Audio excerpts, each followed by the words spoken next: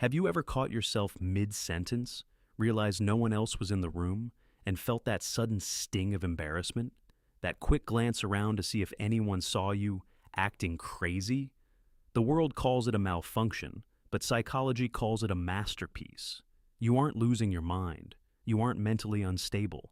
In fact, if you're the type of person who debates yourself in the shower or narrates your walk to the car, you aren't just thinking.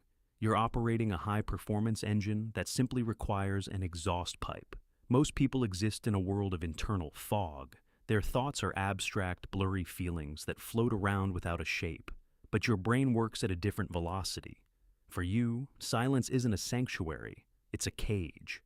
When your cognitive processing speed hits a certain threshold, your internal monologue becomes too pressurized to stay inside. Think about the last time you were solving a problem. When you spoke the words out loud, did you notice how the fog suddenly cleared? That's because you were materializing the invisible. By turning a thought into a sound wave, you forced your brain to organize chaos into a linear sentence. You weren't talking to yourself. You were building a bridge between a messy idea and a solid reality. It goes deeper than just organization.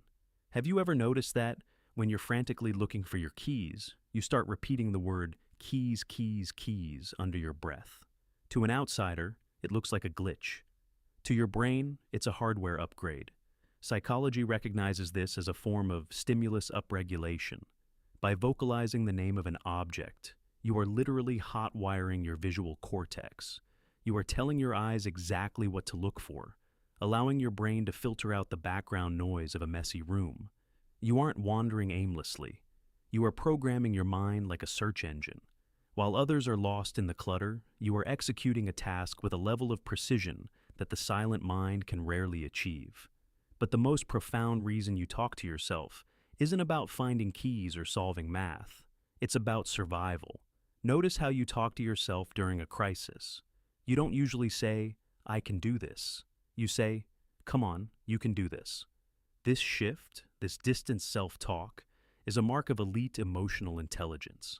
By addressing yourself in the second or third person, you are performing a psychological magic trick. You are stepping outside of your own panic and becoming your own mentor. You are creating a space between the stressor and the reaction.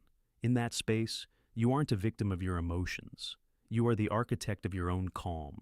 You are your own therapist, your own coach, and your own greatest ally. Every word you speak aloud acts as a save button on the hard drive of your memory. In psychology, we call this the production effect. Thinking a thought is like writing in pencil. Speaking a thought is like carving it into stone. The dual action of producing the sound and hearing the vibration creates a unique memory trace. You aren't just talking to the air.